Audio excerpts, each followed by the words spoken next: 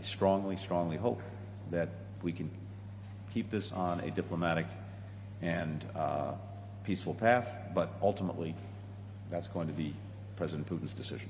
On a visit to Kyiv on Wednesday, U.S. Secretary of State Antony Blinken said Russia could launch a new attack on Ukraine at very short notice, but that Washington would pursue diplomacy as long as it could.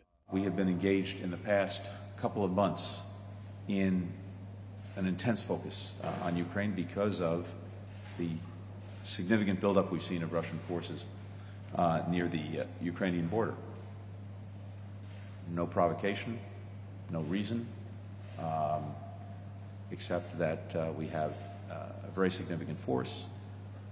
We know that there are plans in place to increase that force even more on very short notice, and that gives President Putin the capacity, also on very short notice, to take further aggressive action against Ukraine.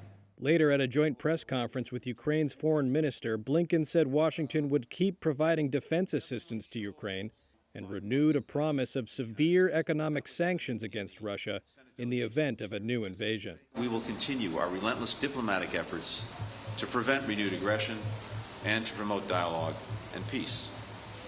At the same time, we continue to bolster Ukraine's ability to defend itself and make clear the costs that the United States and Europe will impose on Moscow if it rejects the diplomatic path that we've laid out and proceeds with an unwarranted, unprovoked, unacceptable invasion or destabilization of Ukraine.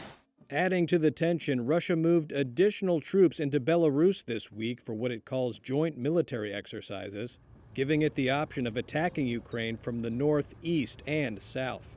Moscow continues to deny any intention to invade and said the U.S. arms deliveries to Ukraine were increasing the tension, and said that it was still waiting for a written response to its sweeping demands for security guarantees from the West.